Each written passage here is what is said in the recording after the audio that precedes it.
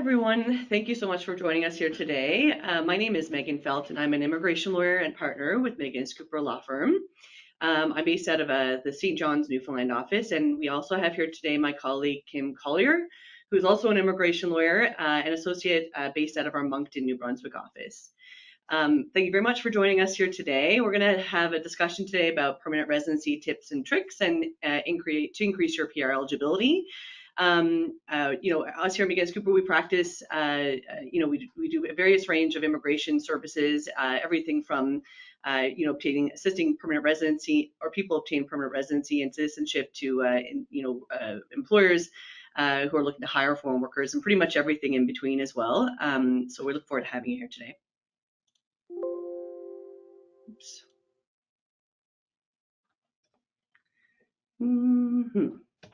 Oops, here we go. So the first thing we're going to discuss is just a brief overview of generally the different programs available for permanent residency under economic streams. We're not going to get into the eligibility criteria under each. That's a topic for a different time. We're really going to get into kind of tips and tricks, assuming that you have some basic knowledge of how the programs work. But I will give a little brief overview of the three different programs. Generally, when I have we do a lot of consults here at McInnes Cooper, 1 hour consults where you might get textured, tailored advice for unique circumstances. And if you're interested in that, I do recommend that you reach out to us. Our contact information will be available at the end.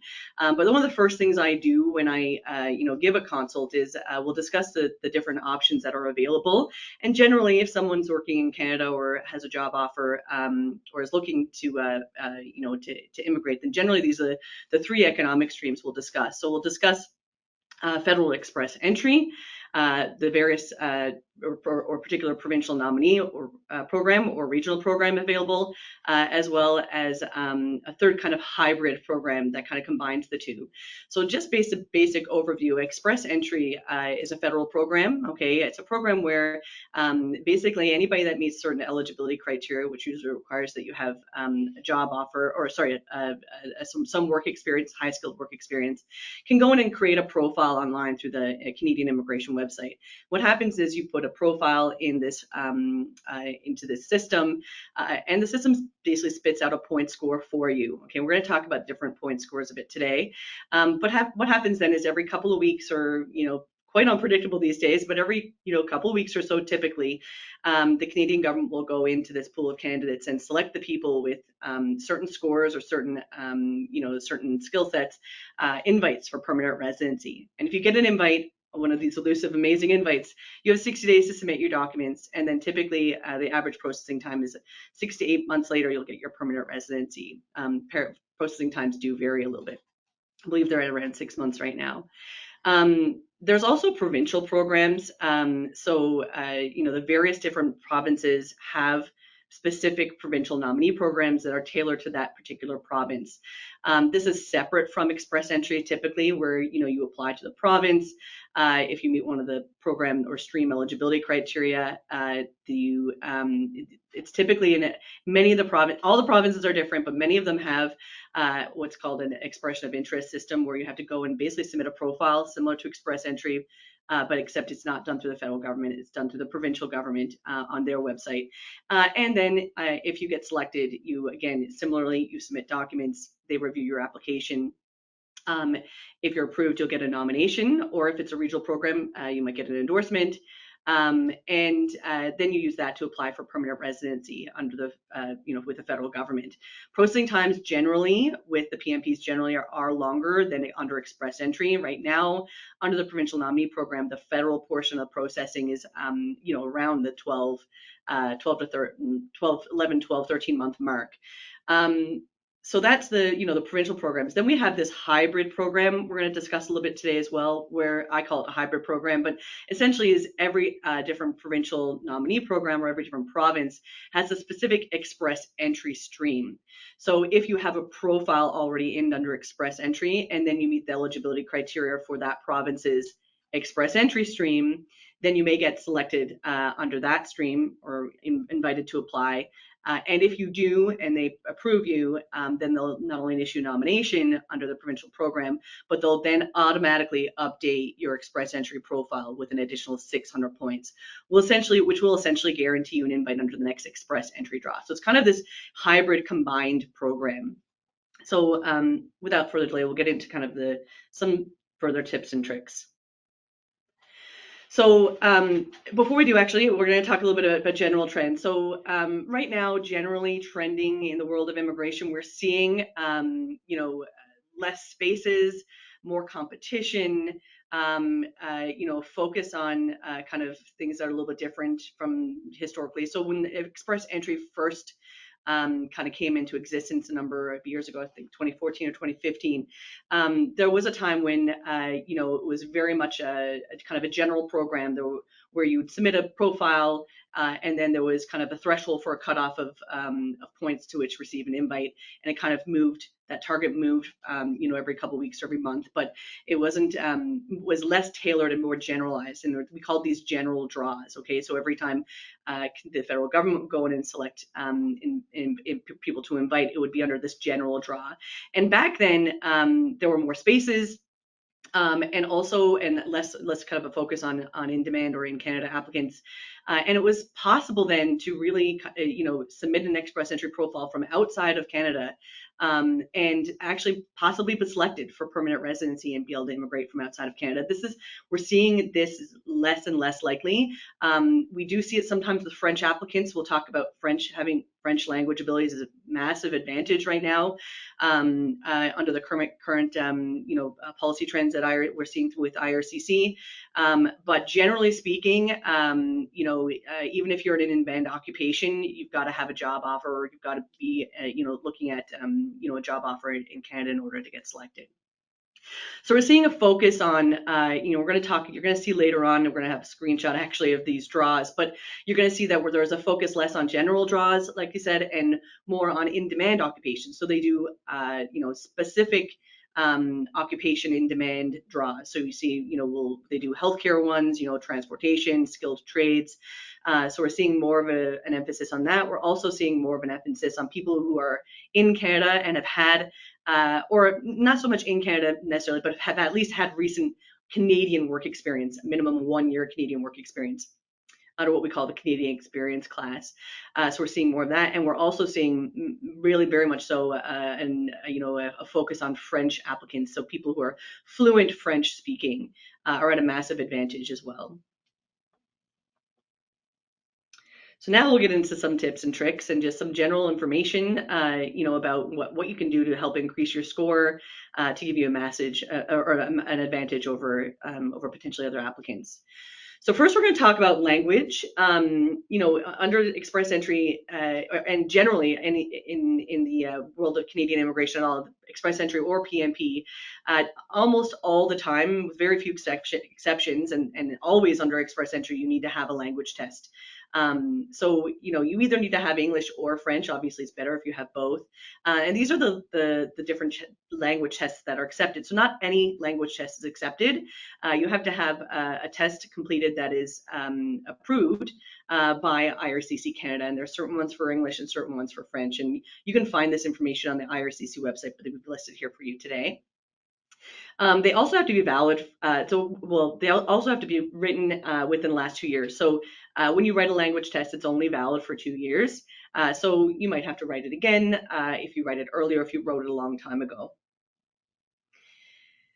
So, one of the things I always mention to individuals when I meet with them is, did you write the language test? If not, you need to write it right away so we can kind of gauge where your language is. And also, you need to score as high as possible, you and your spouse. It can, especially under express entry, it can mean the difference of hundreds of points. The difference between getting a 6 on the IELTS versus getting, a 9 could mean the difference of hundreds of points and easily mean the difference of an invite or not. So, I mentioned here, it could be as much as 136 points under express entry. The other piece too is French language skills. So, the threshold to receive an invite is going to be lower if you're French first speaking. But you have to be, fluent in French. It's not going to be helpful if you just speak French basic, right? It's you get point scores based on how well you do, not just for simply writing it. So you want to make sure that if you're going to be going the French route, that you're actually fluent in French. So you might want to write the test. You might want to you get points for having both English and French. So you want to, I would usually recommend writing both and to kind of see where you land and then make a decision and kind of evaluate where your point score is.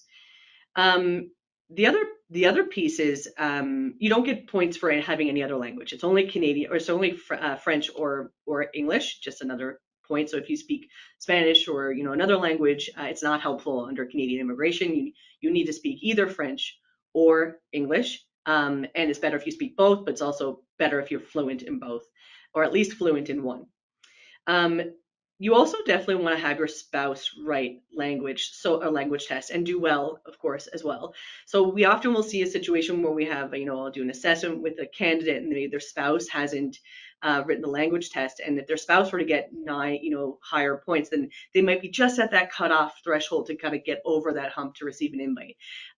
Right now, the scoring is so close between applicants that even the difference of, 4 or 5 or 6 points, particularly up to 20 points, could really make the difference. So you really want to increase that score in every single area that you can. And so we are speaking mainly, you see a lot of this is related to express entry, and that's because express entry is more general. It applies across every province. Every single province is unique in their own kind of points assessment. So every province, almost all of them anyway, with some exceptions, will have kind of their own kind of points grid assessment similar to express entry.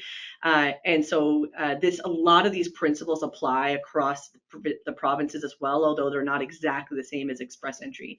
So it's important, if you are interested in a particular province or you're living in a particular province, that you assess you assess the points grid in that particular province as well. So some of the other kind of tips for language is, declare the strongest language first. I mean, like I said before, if you have French and French is excellent, but your French isn't strong, then you're going to want to go with your English as your primary language because you're going to get a higher score. But if you're kind of, you're fluent in both, then absolutely French would be you'd be at a massive advantage there. Writing the test as soon as possible. I mean, a lot of people will wait on the language test, but by the time you get a test sitting and then you get your scores, it could be weeks or months. So you want to do it as soon as possible because it's going to even prevent you from filing a profile, at least under express entry. You can't even file a profile. So you're going to want to get that done as soon as possible. Also, you want to make sure you write the general test. So the general test is different from the academic test. Academic is typically required by students who are applying to come to Canada as students. They're typically required to or often required to write a test, a language test, and the schools will typically require an academic test. So if you have that written already, or it's 2 years old, then you're going to need to write it again. And you have to write the language test the general test. And, you can write any of the tests I listed earlier in one of those slides. But I hear from my clients, I've never written it myself, but I do hear from my clients that the CELPIP is easier, the Canadian test. And the reason I hear it's easier is because the IELTS, for example, will switch back and forth between different accents. So your Australian, your New Zealand, your British accent, whereas the CELPIP is North American, so you kind of typically will see this standardized, accent throughout, which tends to confuse people less. And that's just what I hear, not based on personal experience, it's secondhand information. The other thing too is understanding your language test. So whether you're applying under express entry or provincial nominee program, you're going to want to understand, what your test scores mean. So it's not. I will often speak with, clients that will say, well, I got a 6 on the IELTS, and it was, well, there's a couple of things that are problematic about that. Well, when you are assessed for language under both PNPs and under express entries, each individual discipline is important. So 6 overall is different from maybe getting a 5.5 and then a 7, and you know what I mean. So you want to make sure you understand what your language score is for each individual assessment.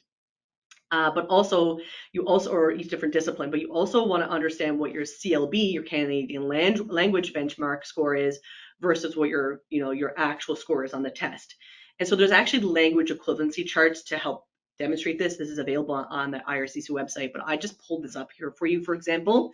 So if you write the CELPIP, your CLB level will correspond with your test score. So a CLB level 10 will be a 10 in reading, 10 in writing, 10 in listening. But under the IELTS, it's different. So you can see on this test equivalency chart that if you got an 8 in reading, then that's a CLB 10.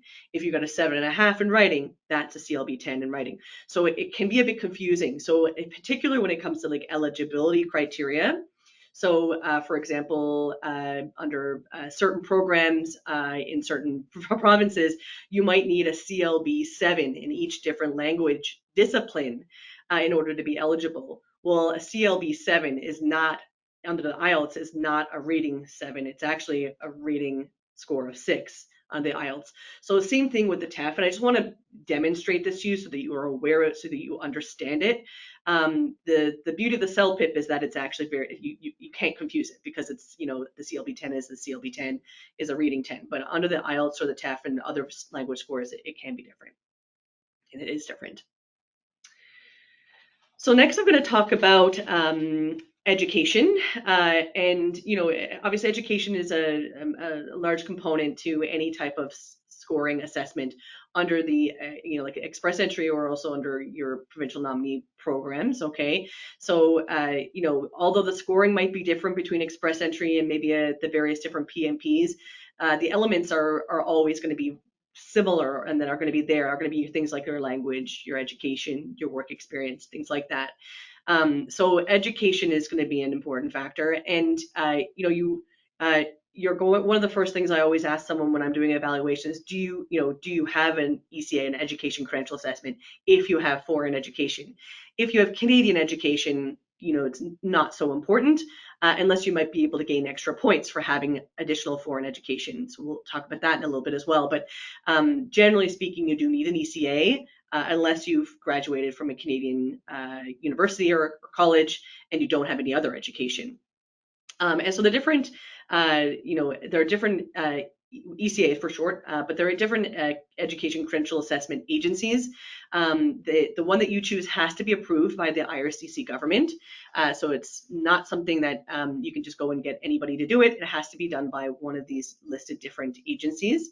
And ECAs are typically valid for 5 years, and it's quite easy normally to get a new one. It doesn't typically require full reassessment, unless you have new education, of course. So they're valid for quite a long time. So it's better to get it sooner rather than later, and get that done and over with, because again, it's going to prevent you from being able to even submit a profile under express entry. So you'll want to get that done sooner rather than later. So when it comes to education and practical tips, I mean, it's obvious. This may be obvious, but I'll mention it anyway. That the higher education you have, the more points you're going to get, right? So the difference between a bachelor, it's better to have higher education, like a bachelor's, master's, or some type of postgraduate diploma. I mean, if you have a high school education, you may get your profile in under express entry, but it's almost certain, especially in today's climate, there's a very high chance that you wouldn't have a score high enough with education that doesn't include at least some post-secondary. And of course, if you have a PhD or professional degree, that's going to be even better than a bachelor's degree. We see a lot of people with bachelor's degrees that are kind of, it's depending on the circumstances, of course, that might be stuck in the pool with points not high enough. And so, sometimes we'll say, maybe it makes sense to go back to school, depending on the circumstances, of course. So you can get extra points, obviously, for having, a higher education. You get extra points for having a combination of certain things as well, like having a combination of Canadian work experience with a Canadian post-secondary or post-secondary diploma. You also will get, it's certainly under express entry, at least in today's climate, but also under the PMPs, you are going to get more points for having Canadian education. So in some cases, we'll say, maybe you don't have Canadian education yet. Maybe it makes sense to, to go back to school and get a Canadian education to get that point score up as well. The other thing is your spouse's ECA. I know that 10 points doesn't sound like a lot on under express entry, but under express entry it can really mean the difference of an invite or not. So if your spouse has, some type of post-secondary education, you certainly want to get their ECA done as well. One of the other things, and I mentioned this earlier about maybe going back to school to get extra points, which we sometimes, depending on the circumstances, will suggest as a recommendation. I have here in brackets Atlantic Canada. I mean, we're based in Atlantic Canada, although we obviously assist people all over Canada. But one of the advantages of Atlantic Canada, at least right now, is that there are more spaces available, typically in the PNP programs, and so going back to school in Atlantic Canada. Especially if you're still eligible for that postgraduate work permit, and you finish schooling in Atlantic Canada, then that makes you eligible under certain provincial programs, provincial nominee programs, by the virtue of you having graduated from an Atlantic Canadian post-secondary. Now, you still will need a job in most cases, or in virtually every case, but it's something to be aware of, right? Because it does give you, a little bit of an advantage in terms of being eligible for permanent residency upon graduation. Whereas if you're in Ontario on a and waiting under the PNP, you might be waiting a long time or maybe never get an invite because that program is a lot more competitive. The other thing I'll mention is your ECA. So I think I mentioned this earlier. They're taking 3, sometimes in some cases 4 months to get. We're seeing anywhere between 2 and 4 months really.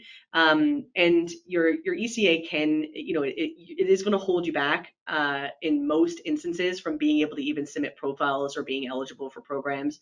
So get it early. If you're here in Canada and you're working and you haven't applied yet for permanent residency, get that ECA now. Or if you're in school, doing a Canadian diploma and you already have a diploma from a foreign institution, go ahead and get that ECA now. And that brings me to my next point as well, which is, most instances, or not most, but many instances, you'll want to get your all diplomas assessed. So, if you're doing a college level diploma and you have other college level diplomas, you want to get those assessed as well, because you can get extra points for having multiple diplomas. So you want to get that assessed as well. Don't just rely on the Canadian education, because you might be missing out on important points that you are eligible for, you're just not getting because you don't have that ECA. The other thing I'll mention is the WES, which is World Education Services, is by far the most popular. I always see that one. It always historically had the fastest processing times. I mean, the things in the world of immigration can change at any time, but that's still what I'm hearing, which is always kind of a factor in people's decision. So WES is definitely the most popular. But it's not the only one that is eligible. There's a list of eligible ECA agencies that you can use. So next I'll move on to work experience or job offer. And so, I mentioned this, I touched on this a little bit earlier, but job offer is almost always going to be required, at least in this climate right now with the more competition for permanent residency.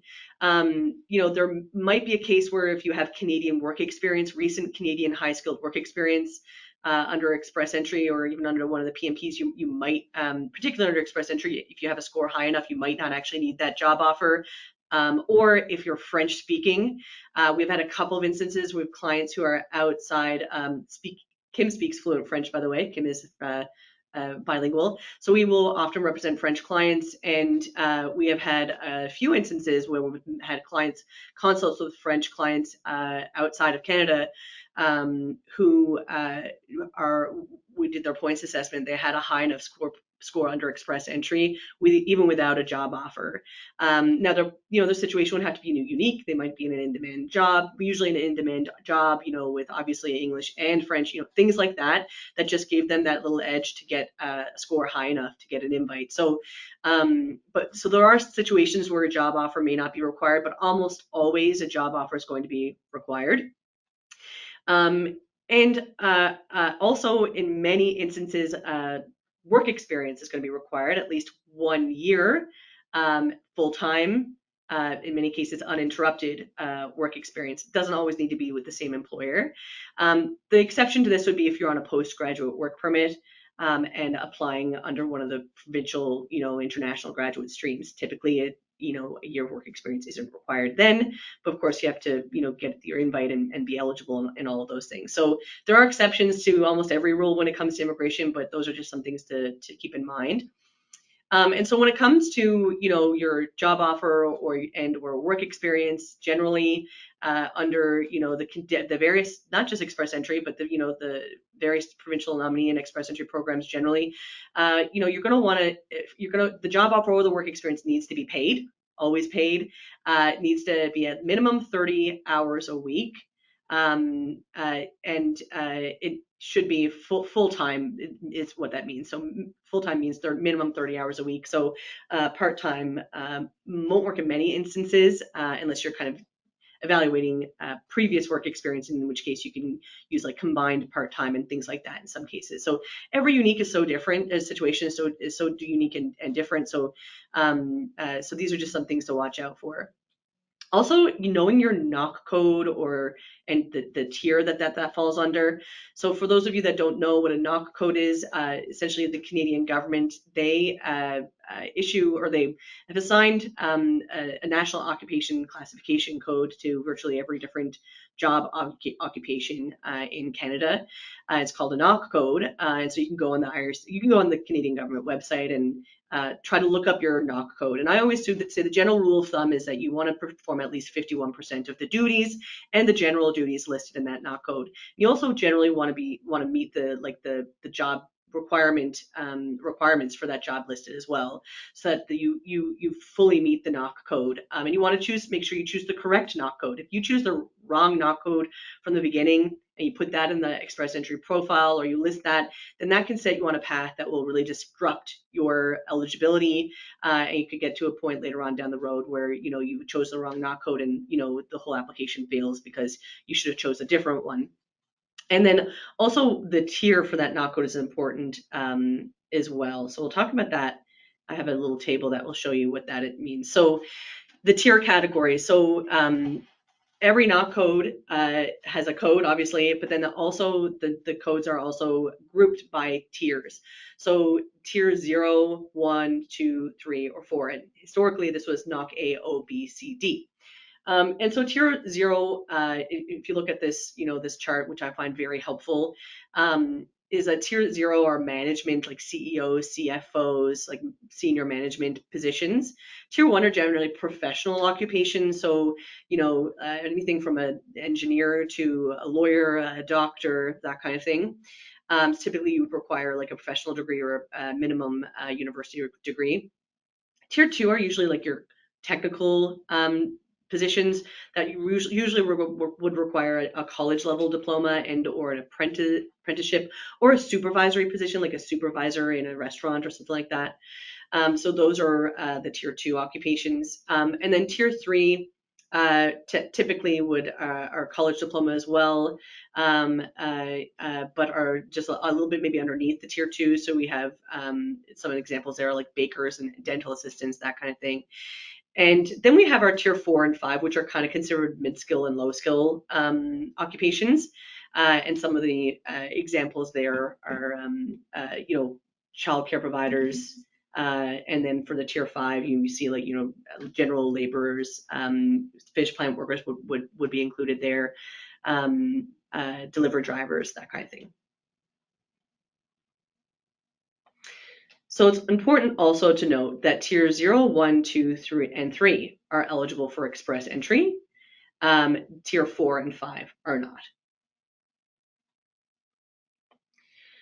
So work experience continued. One of the things I always get asked when, when we do a consult, trying to determine, someone's eligibility for PR, or what options might be available, or trying to assess their point score.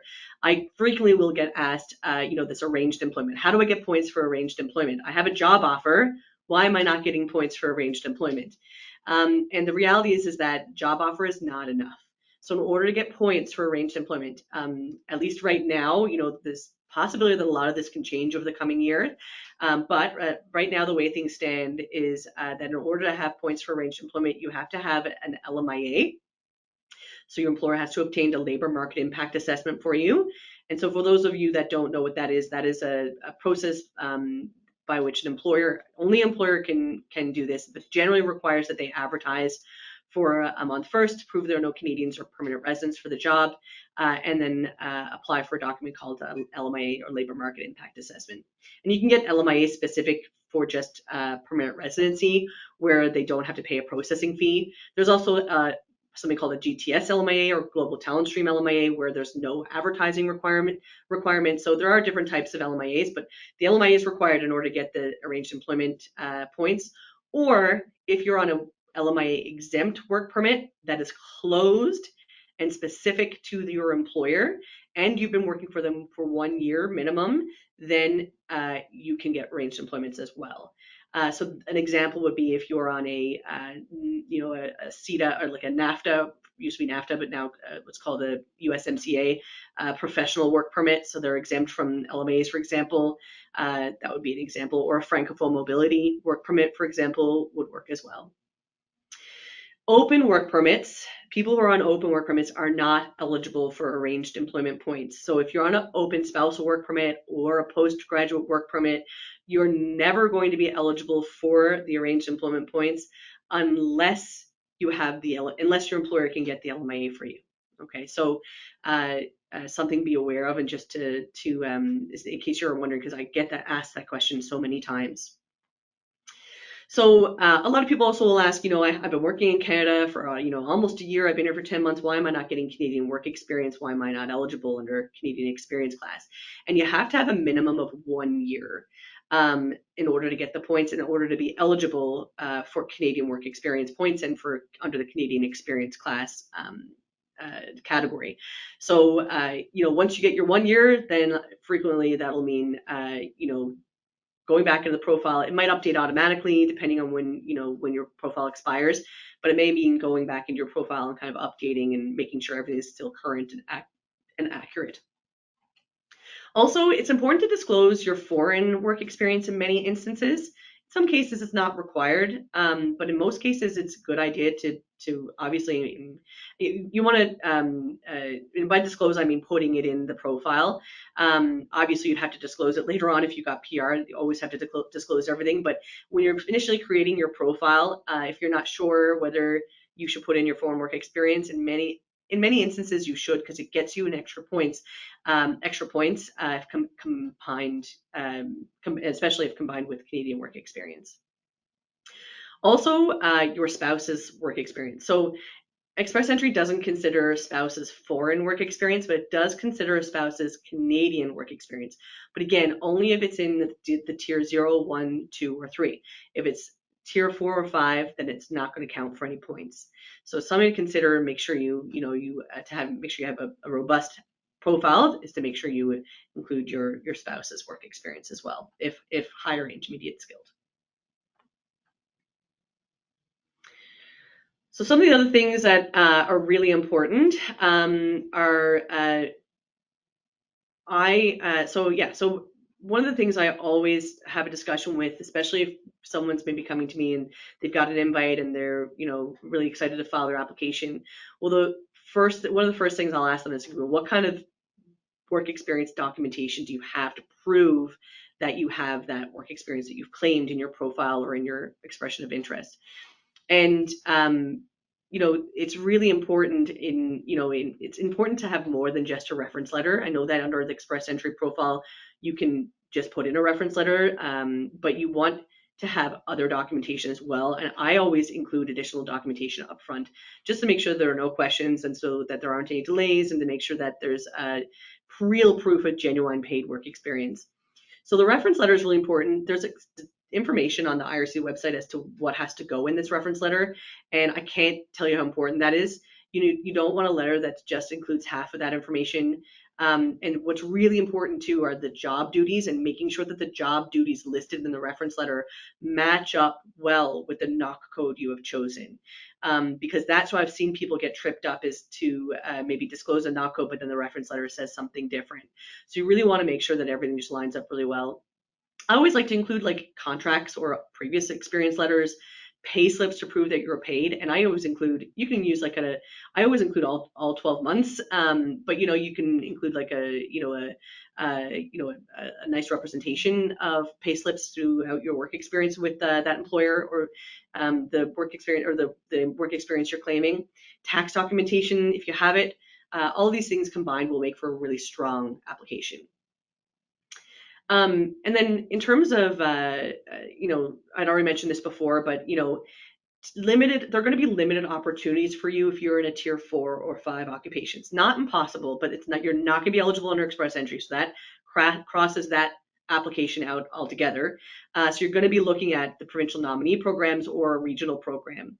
Now, every province is different. Some provinces don't process tier 4 or 5s, or have very limited NOC codes that they'll process that are tier 4 and 5. Other provinces, like Newfoundland, for example, where I'm from, they'll consider any tier 4 or 5 as long as you meet the eligibility criteria. So it really depends on the province. So I encourage you to look at that. Some of the other things to look at are higher wage, or wages. So under express entry, generally, like the federal program, having a higher wage is not necessarily going to give you extra points, but under many of the PNPs, it does. So having a higher wage is going to give you an advantage over a lower wage. Also, a rural job location. This is particularly true in Ontario, but in other areas too. I think British Columbia is similar as well, that if you have a job in a more rural location, there are going to be more opportunities for you. So that's something to consider as well. And also remote work. I just mentioned this as well because I get asked this question a lot. And, generally speaking, remote work, pure remote work is going to put you at a massive disadvantage. So if you're in Canada working for like a US company remotely, then you can claim that foreign work experience under express entry, as long as it's high skilled, of course. But you're not going to be able to apply under one of the provincial programs, because all the provinces require that your employer be established in the province in which you're going to be working. And that your contract is with that company. So you're going to be at a massive disadvantage if you're working remotely for a foreign company.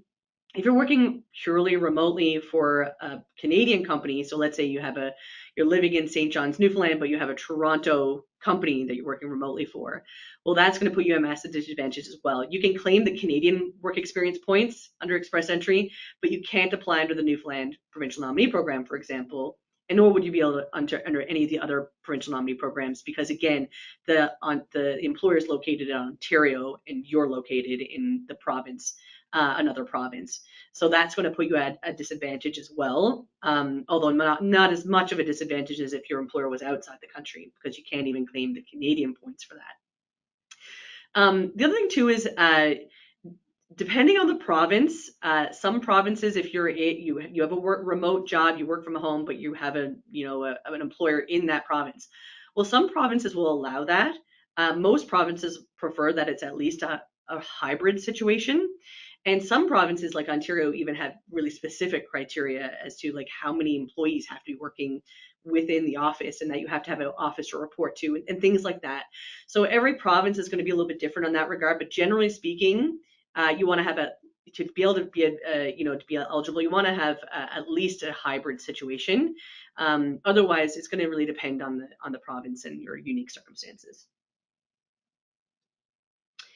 So I'm going to give it over to Kim really soon, but I'm just going to go through just some of the in-demand jobs, because this is something we get asked a lot, and we've kind of really nicely put this here for you on a couple of slides, the different in-demand jobs. So federally speaking, so Canada-wide, we have certain in-demand jobs, which include healthcare, STEM or tech occupations, trade, transport, and agriculture. And agri-food occupations. Now, obviously, under express entry, they're only going to be the high-skilled occupations, and also the different specific NOC codes or occupations that are eligible for the in-demand, draws, I should say, are listed on the IRCC website. So we haven't listed every single one of the knock codes out, but you get an idea as to what types of occupations might be eligible. And you can go on the IRCC website yourself and check out the actual occupations yourself to see whether maybe there's an occupation you're interested in, maybe educating yourself to get into, or whether you're already working in an occupation that is in demand. For the provinces, each province is going to have their unique own in-demand jobs. Okay, so all the provinces are going to be different in that respect. But you're going to see general trends across all the provinces that are similar, like childcare, tech, healthcare, construction, agriculture. Some of them have hospitality, but there's kind of a mismatch or a mixed match of them throughout the provinces. So any provinces you're interested, I mean, so let's say you're finishing up a diploma in hospitality in Ontario, and you're worried you're not going to get your PR. Well, maybe you want to look at Saskatchewan and going and doing another education diploma in Saskatchewan, so that you could graduate from Saskatchewan, or maybe even just moving to Saskatchewan to get a job there, so that you can work in your field in an in-demand occupation in that province. So these are things that you might want to look at to strategize to try to figure out what province might work for you to ensure that not only are you employable there, but also you have viable options for permanent residency. And I have some more here as well. So we have New Brunswick, and these are the Atlantic provinces. But you're going to see, again, similar trends across these provinces. And again, you're looking at mainly healthcare and tech, which corresponds with federal as well, right? But you'll see that the provinces, at least, are going to include lower skilled knocks, so tier 4 and 5 as well in many of these occupations. So you're going to want to look at each individual province and see what different knock codes in that particular province, especially if you're a lower skilled one, might be a good option for you to get into, or to move to, or to look for jobs in. All right, so I'll hand it over to Kim, and she can take it from here. All right. Thanks, Kim. Thanks, Megan. So Megan has highlighted the first three we talked about, so language, education, and work experience. I'll be covering briefly the hybrid programs that Megan had mentioned at first, adaptability or ties to Canada, and I'm also going to touch on the AIP. But as we'll mention at the end, we're going to have a full seminar just on Atlantic Immigration Program and the PNPs in Atlantic Canada. So today will be more of an overview. So the first point I want to start with is the PNP Express Entry Hybrid Program. So as Megan discussed, this is essentially an expedited PR pathway where it's kind of a combo of the PR, the Express Entry Program, and a PNP program. So obviously the PNPs vary by province, but if you are eligible for a PNP program, any of them at all, and then you're nominated by them, and then you're also eligible for one of the 3 Express Entry programs, you will receive 600 points under Express Entry, which, as Megan says, guarantees you a nomination. And maybe, I'm not sure if we mentioned this at the beginning, but we're seeing more of a trend towards these provincial nominee draws as well. So again, depending on the province, either you apply directly to the province, you find out about their PNP criteria, or you apply directly through the IRCC portal. And we've laid out there which provinces you'll have to apply directly at first. For example, Newfoundland, New Brunswick, Nova Scotia, all those other provinces. You apply with them first, you get the nomination, then you apply Express Entry. Versus Ontario and Alberta, you'll automatically be selected from the Express Entry pool and get an invitation to apply in Ontario or Alberta. And another important note is that the job offer is not required in certain programs, but for certain streams as well. So that's another highlight. But again, you have to meet all the other criteria of the program as well. Next slide, Megan, please. So yeah, in terms of practical tips, obviously this varies greatly depending on the province, the territory. Each of them have multiple streams and varying criteria. So you will need to examine the province's specific criteria. But similar to what we did with the in-demand jobs, we went ahead and summarized generally on a couple slides kind of how their programs work. So if we go to the next slide, Megan. So again, we've kind of laid this all out for you, but each program is very specific. For example, British Columbia, you have to apply directly. You're not automatically selected from the pool, and you will need a job offer. As opposed to Alberta, where you would be selected from the express entry pool, but you would need a job offer as well. So they all have kind of their particularities, but for example, Manitoba, one of the requirements is also having ties to the province, and there's also an expression of interest system. So they're all very, very different. So you can see kind of what we've outlined here. And then if Megan, if you could go to the next one and talk, I'll show the Atlantic provinces.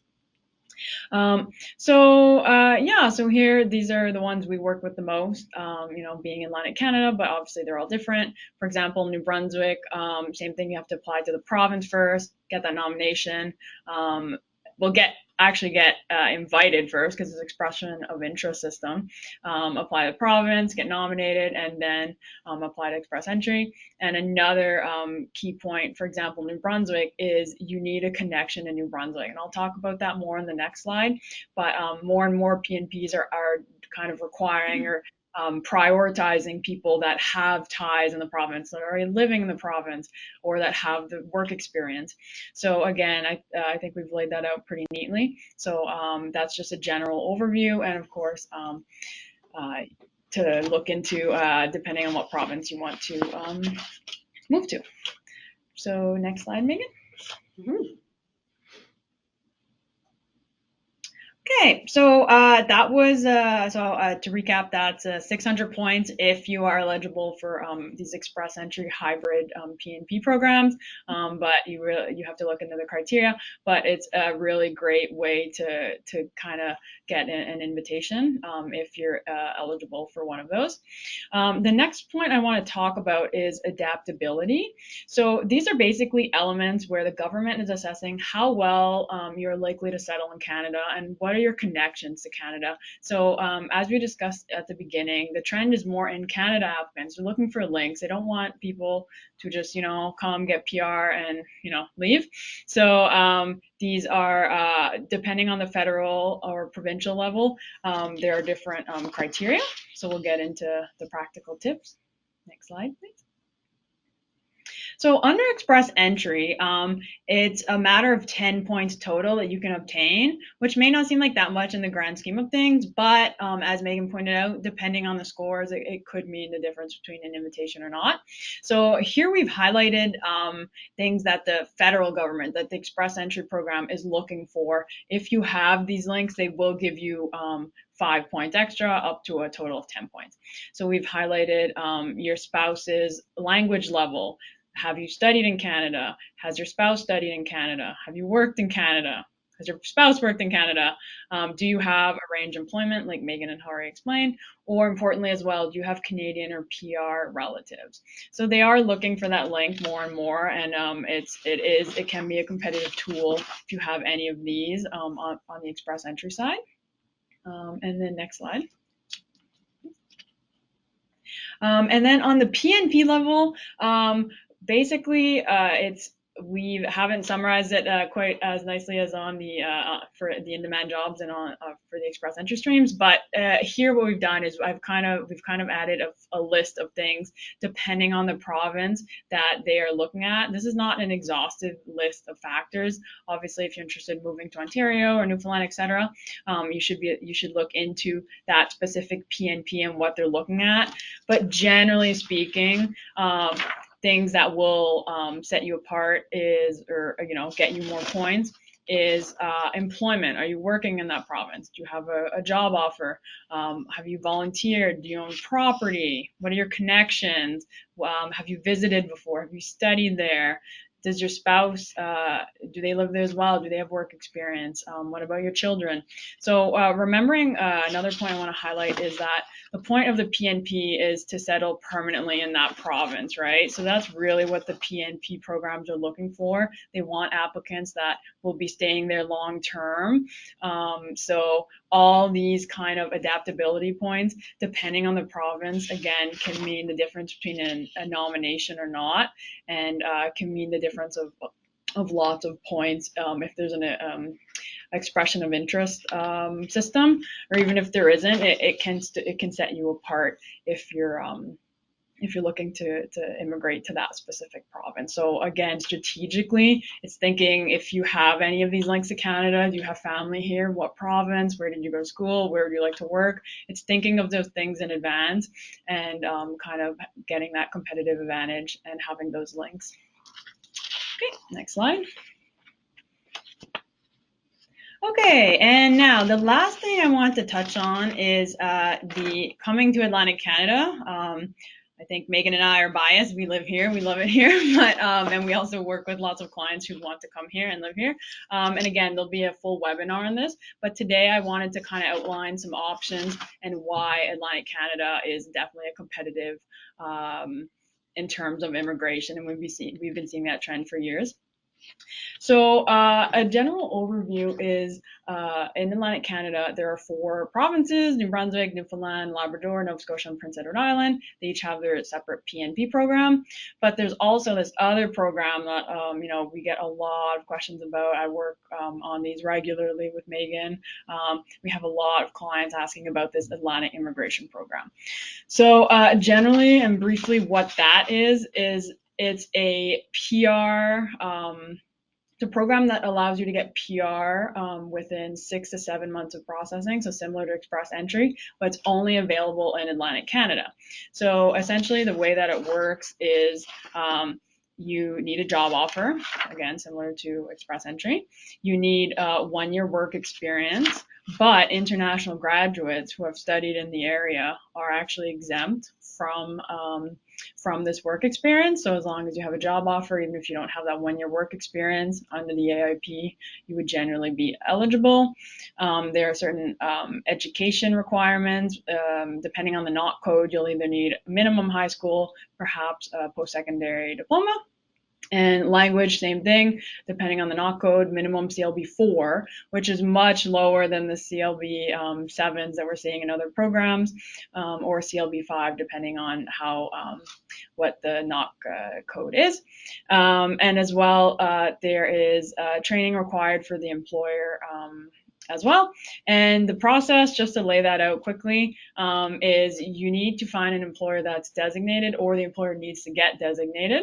Once the employer is designated by the province, meaning the province has given their okay that they can hire these foreign workers under this program, the specific employee gets endorsed, which is similar to getting nominated under a PNP program. And then once that's done, PR is processed at the federal level within 6 to 7 months is the current processing time. And another advantage you can get, similar to the PNP programs, is you can get an AIP work permit and keep your status in the interim. So that's a general overview of that. So if we can go to the next slide, in terms of just some brief practical tips. So first of all, this is more of an employer-driven program. So there is more back and forth with the employer, and you need to really make sure that you have an employer that's on board that wants to do this with you. These employers must be established for at least 2 years, and the easiest way that we see with our clients is having employers that are already endorsed. So if you go on the websites for each of the Atlantic provinces, typically they'll have a list of employers that are already endorsed, and you can find this information online. And as well, a job offer. If you have a job offer, basically, generally you can apply, and you can apply directly. And then depending on the province, there's no invitation to apply in certain provinces, other ones do.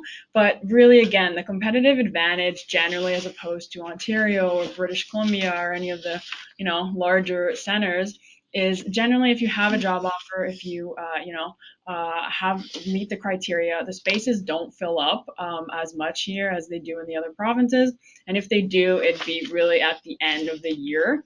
So definitely a good competitive advantage. And another good point that we want to highlight is there's also less strict criteria for both the employer and the worker.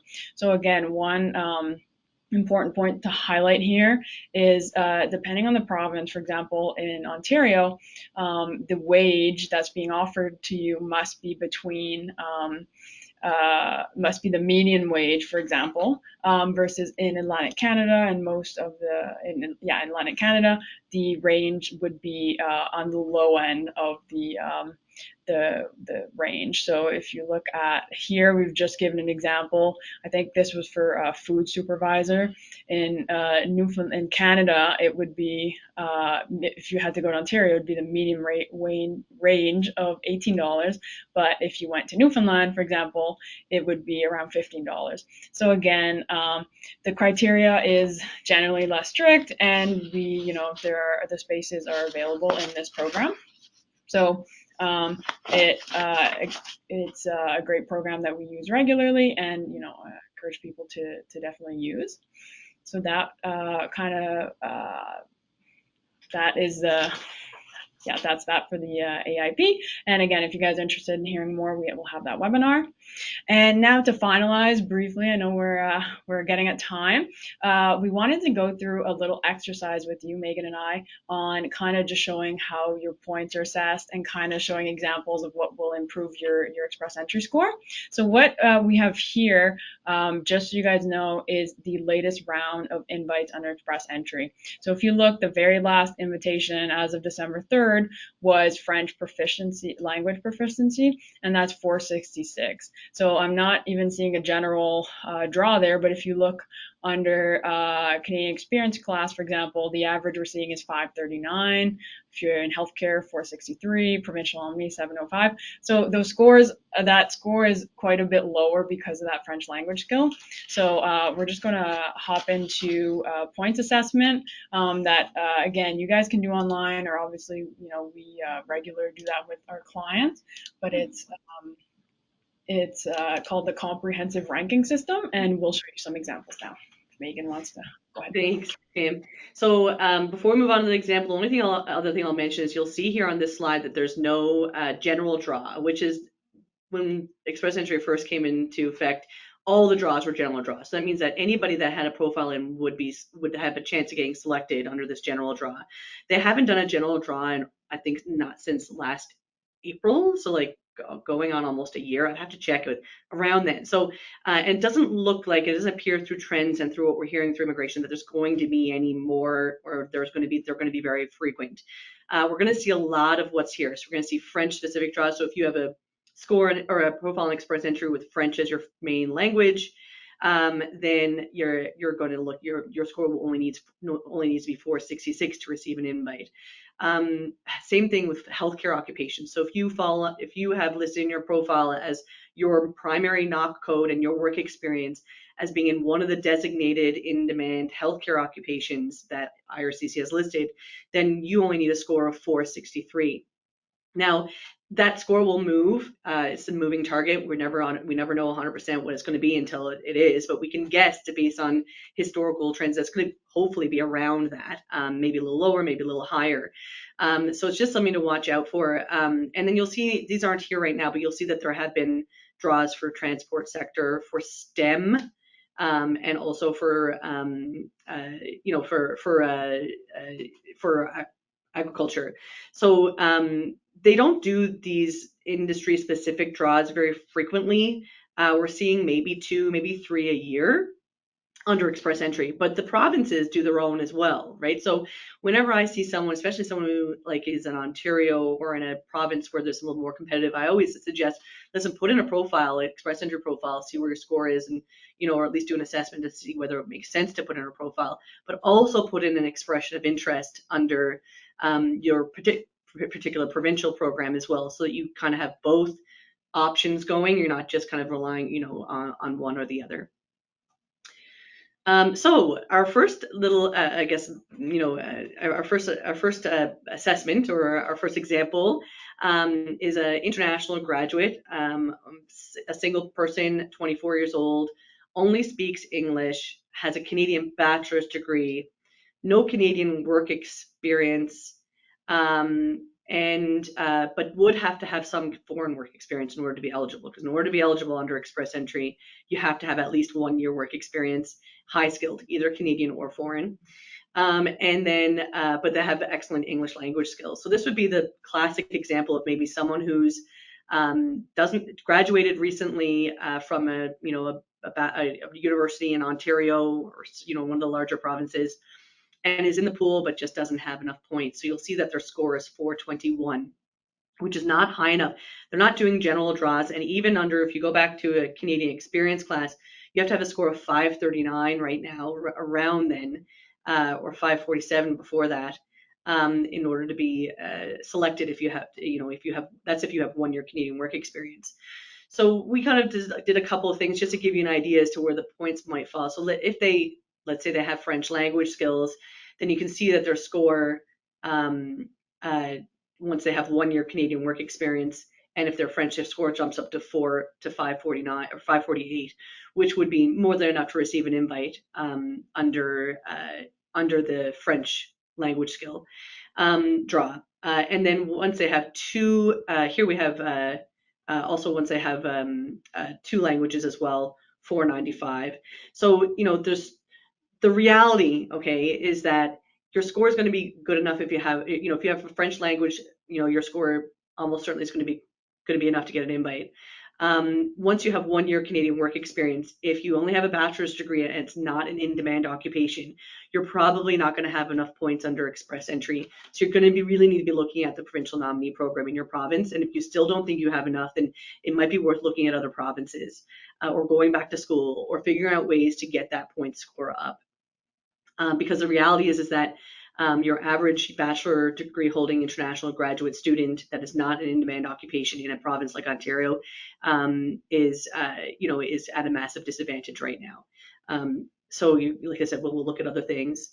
The next example is a foreign worker who's married. So this person doesn't have Canadian education, and they're a little bit older, but they have a foreign master's degree, which is kind of, they have excellent English. They have lots of foreign work experience and a year of Canadian work experience, and they've got a spouse that's also well educated and has a year of Canadian work experience and also good language skills. And you'll see there that their score is 467.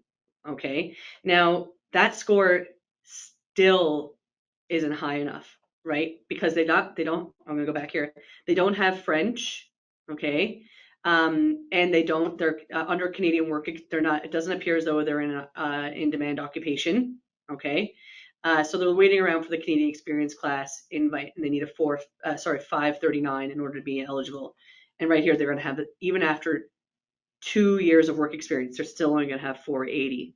So you can see how if you're not in in-demand occupation, you're going to be at a disadvantage unless you're in a province that will nominate you even if you're not in an in-demand job, or your score isn't necessarily high. Now this is an Express Entry example. We're not doing a PNP example, and every PNP is a little bit different. So these people might be eligible under the PNP depending on in their province, depending on their circumstances. But if in Ontario, the chances are lower because it's just so much more competitive there, unless of course they're working in a rural area or something, or in a really really high level job where they're paid pay a high salary, so that kind of brings their score up or something like that. And then we also have, but we have here, like, let's say we have this individual and their employer really likes them and their employer wants them to stay, and they decide they're going to get an LMAA for them. So they get the arranged employment points. Well, you can see how their score then jumps up to 667. And if you go back, they only need a score of 539, so the LMAA brings them up over. So things that we can do, I mean, you can't change your language, you can't learn French overnight, but there are maybe things that you can do to increase that score. You just need to kind of sit down and look at it. And sometimes there's not. And if that's the case, then it's worth looking at other provinces or going back to school in a different province where the programs are you know, a little bit, you know, more forgiving, or you know, looking into in-demand jobs or in-demand occupation where you can get a job after that's in demand. And the only other one Kim already mentioned is that on the March 27th, we're doing in Atlantic Canada specific webinar for those of you that are interested in learning about the different programs in Atlantic Canada, and there'll be a deep dive into that. So that's why we didn't touch too much on the Atlantic Canadian programs today, except just more generally. So we're only a couple minutes over, and I don't mind taking some questions, and I see that a couple of them have come in, so I'm going to answer some of them. We also have our contact information here as well. So the best way to reach us is by email, but you know, feel free to reach out if you want to set up an individualized consultation. You have questions about your unique circumstances and want to understand how you might be able to, you know, to improve your chances for PR. So the first question I have is, if my PR application has been submitted and while waiting to receive my AOR, or acknowledgement of receipt, my English test expired, would I need to retake and resubmit an updated result? And the answer to that is no, as long as you did submit and receive, you know, as long as you did submit your application. Even if you didn't receive your AOR yet, you don't need a new language test.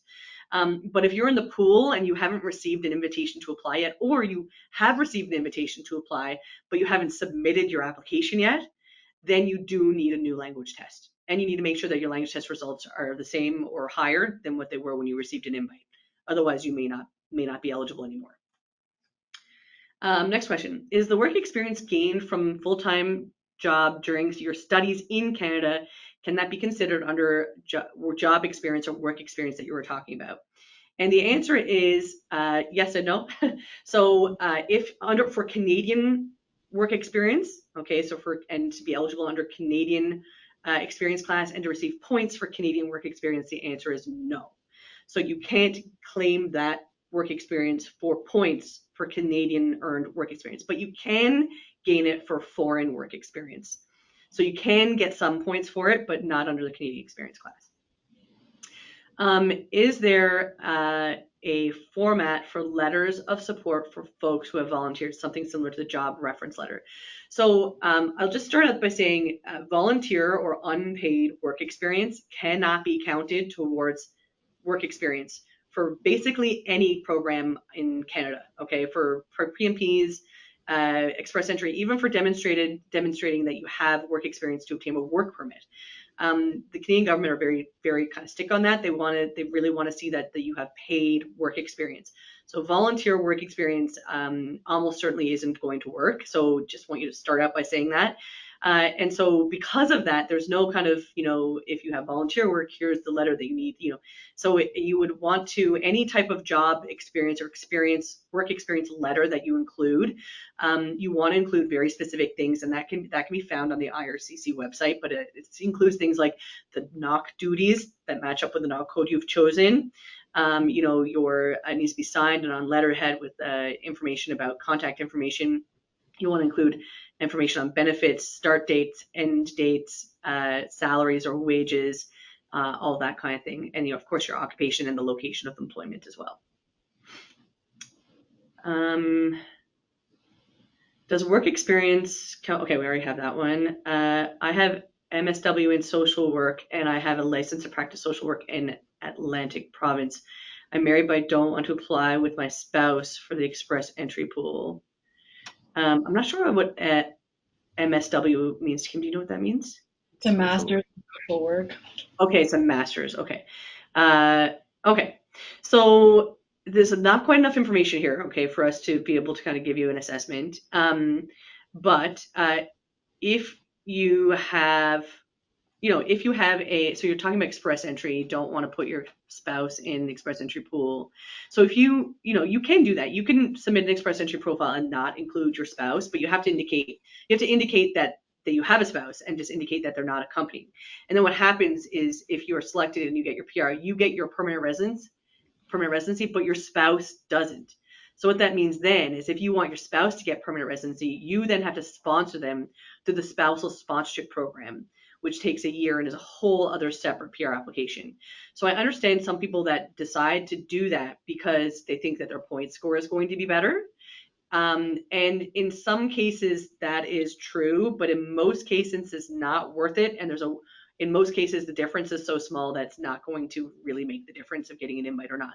So I always just caution you of that. It's not that you can't do it. You do have to disclose your spouse, but it just does cause repercussions later.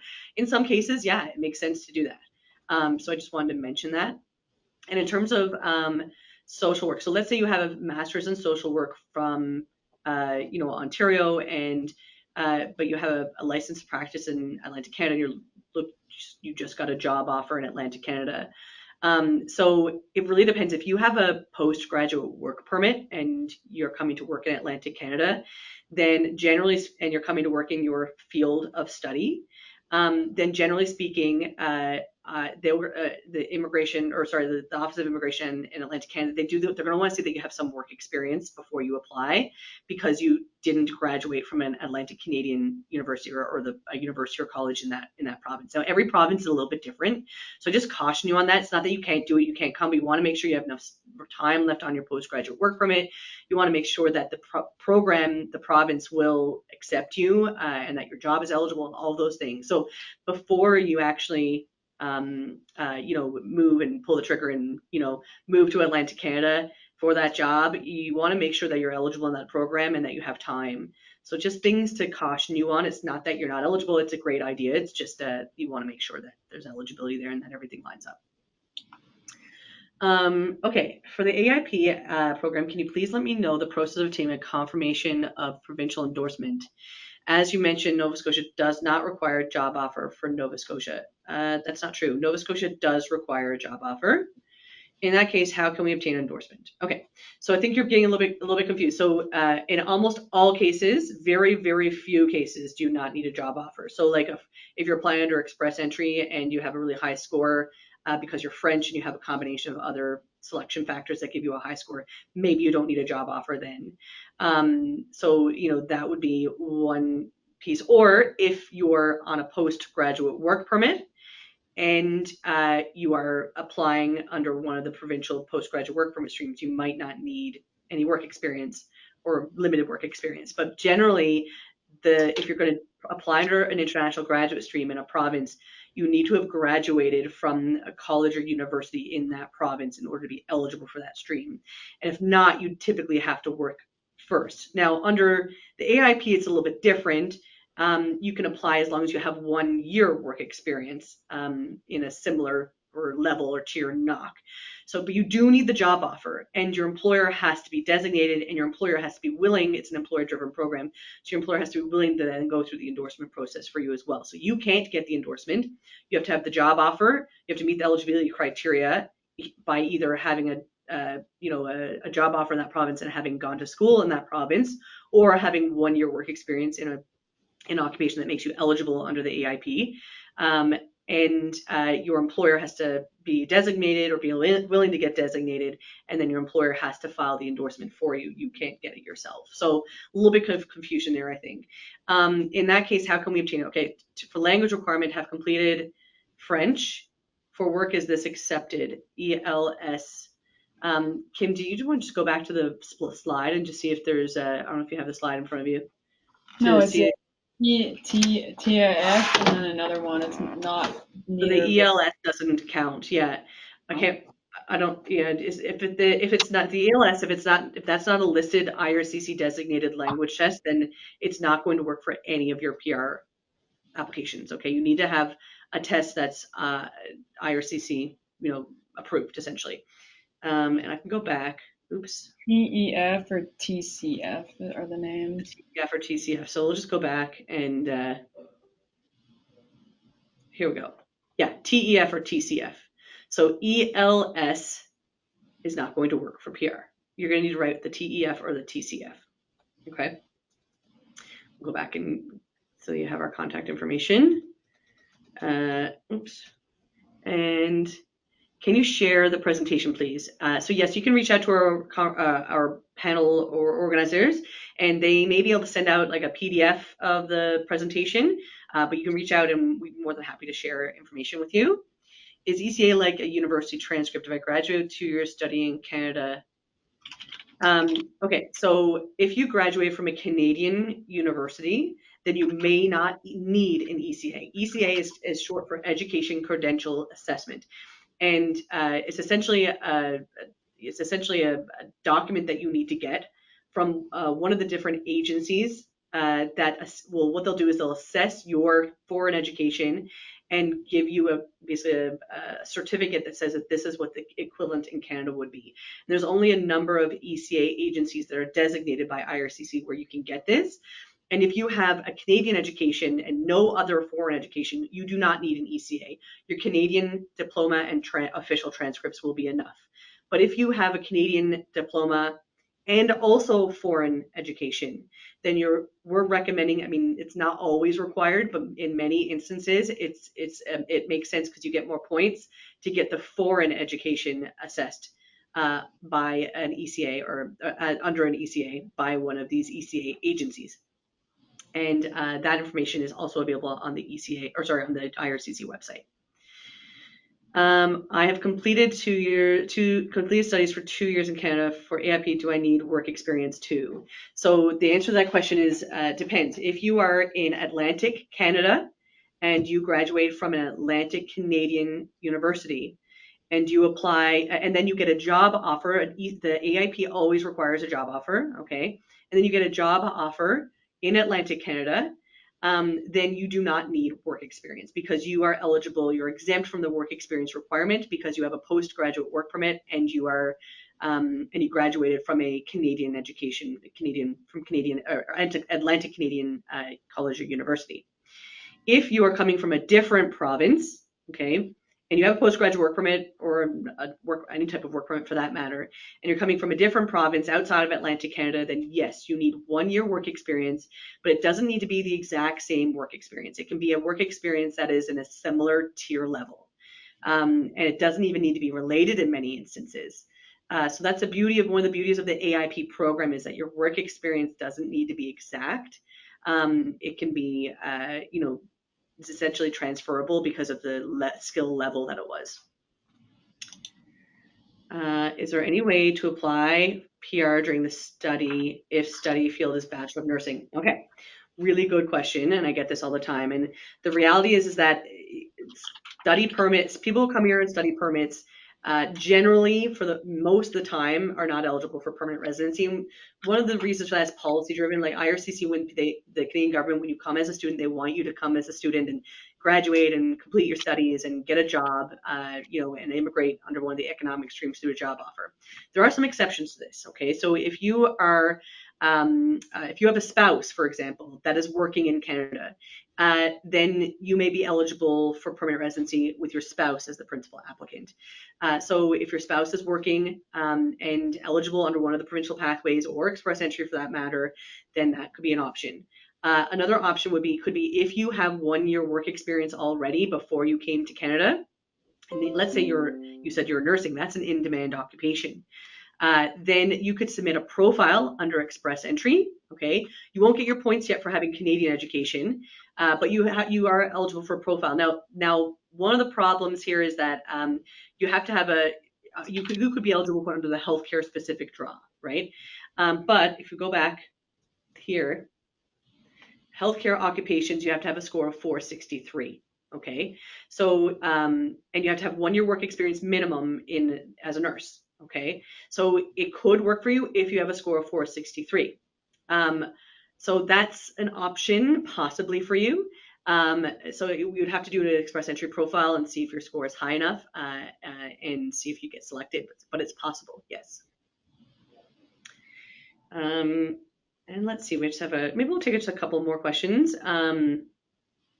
When will the New Brunswick PMP resume? And if a recent graduate does not have a job offer, will he should be eligible to apply through the New Brunswick PMP? Kim, do you want to answer that one? It will reopen in January, I think. It's closed for the year, and yeah. So really, most of them you do need a job offer. The one that's coming to mind, Meghan, is the strategic initiative one, where if again you speak French, and you have a link to New Brunswick, you would be eligible, but generally the skilled worker, you need a job offer, and to my knowledge, most of the other PNP streams as well. So depending on your situation, happy to So chat more. we have an expert, yeah, and we have an expert. Sorry, Kim, I didn't mean to interrupt. Yeah, we have an expert who is based in New Brunswick, who deals, I wouldn't say exclusive with the New Brunswick PNP program, but they do deal with the PNP program more than anybody else. And I can take that back, or if you want to have a consult with them, we can set that up. I do remember Morgan mentioning at one point that there is a stream where you only need a connection to New Brunswick. So technically, you could submit an expression of interest if you have maybe like a schooling or family member from New Brunswick. And if you don't have a job offer, it may be possible, but the likelihood of getting an invite is, I'm not sure. So my understanding that New Brunswick is actually one of the only provinces where there is that possibility, either through the strategic program, but also possibly under one of the other ones as well, as long as you have a connection to New Brunswick. And it will depend on on your specific individual circumstances. So that is a province that does have that, which is unique and different from virtually every other province. I don't know if I'm incorrect there, Kim, or if you Right? remember offhand. Yeah. So can't 100% answer that question, but we do have a partner who's in New Brunswick who could. I have my postgraduate diploma from Nova Scotia. I have a job offer with AIPP employer. Can I apply directly for EPI without fulfilling working hour eligibility? Yes. Because you're on a postgraduate work permit, or because you graduate from Atlantic Canadian University and you have the job offer in Atlantic Canada, and of course your employer is willing to support you, you do not need to wait. You do not need to wait. There's an exemption for people who have diplomas or certificates, or from an Atlantic Canadian University, where you do not need work experience. But it needs to be 2 years, I guess, is the one thing I would highlight. Like if that's a 1 year postgraduate diploma, like that wouldn't, it's a two Oh, year diploma. So oh, depending, right, yeah. So if that's a 1 year diploma, right. no, it would need the work experience. But if it's You two have to work years experience. more, Sorry, yes, I skipped over that. Yeah, sorry about that. Thanks for picking up on that, Kim. Yeah. So you would need in your situation, you would need the work experience. But if it's a situation where you have like a bachelor's degree, or a program that's longer than the 1 year, or it's a 2 year minimum program, then you wouldn't need to. Okay, so we'll just take a couple of more questions. Okay, so some questions here about adaptability, Kim. I don't know so there's a few questions here about adaptability. We'll answer them generally. I'll get Kim to maybe answer them generally, but every province is different, has different adaptability kind of criteria, or points for different things. So we'll answer these as best we can. Okay, so who qualifies as a Canadian relative, and do you need to prove your connection? Say if you have an uncle who's Canadian citizen, do you need to show proof of relationship to them? And so generally, yes, you need to show proof. Yeah, and Canadian relatives. So like an uncle wouldn't be helpful under express entry because it needs to be a brother or sister, like blood relative. But if it's a provincial nominee program, it could. mhm. Does that make sense, Kim, to you? Yeah, Yeah. generally, like it depends, but like, yeah, parents, children, grandparents, all that. But there's also, depending on the program, can be cousins, uncles, nieces, nephews, Yeah. depending on the program, depending where you're applying, that could count. Yeah. So for PNP, the job offer must be permanent, or temporary is fine. This is every province is different. Okay, so generally it's better if it's permanent, but in many provinces they only require like a 1 year with proof of extension, or 2 years with proof of extension, or maybe just 2 years. Right? The AIP has different requirements as well, depending on the NOC code. So it really depends. It's impossible to answer that question without going through like every different PNP. Okay. And then we have, let's take one more question because we're almost done. Will the STEM draws usually look for the same knocks? Should I tweak my profile to data scientist, which was in the last STEM draw, although I'm a physical oceanographer? So I'd really be careful about tweaking knock codes, right? It needs to be accurate, and it needs to be truthful, of course, as well. Sometimes there are situations where you will perform multiple duties that cross over 2 or 3 even different knock codes. And I always say that the best one to choose is the one that most suits it. Okay. Because what happens, and this is going to be really important for you, say if you get selected under express entry and you say, that you're a data scientist knock, well then when they go and they get your, your original employment contract and or reference letter and or pay slips, and they're going to be looking really closely at that. And the letter that's provided needs to provide job duties. And that needs to line up with the knock code you chose. And it obviously has to be, it has to all line up, and also has to be truthful. And also the wage you're getting paid, that's things that they'll look at to make sure that there's, that it makes sense. So I would caution you just against that. But, if it's truthful, of course, yeah, if you're doing just as much data scientist as you were oceanographer, and you can legitimately provide documentation to that effect, then yeah, of course, it makes sense to choose the data scientist because you can only choose one knock code.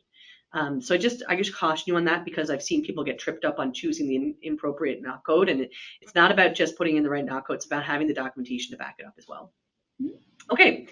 So that's everything. I think that's it for today. We really appreciate your time. Our information is there. Reach out to us, and there'll be more like this in the future to come. And hope to see you again soon.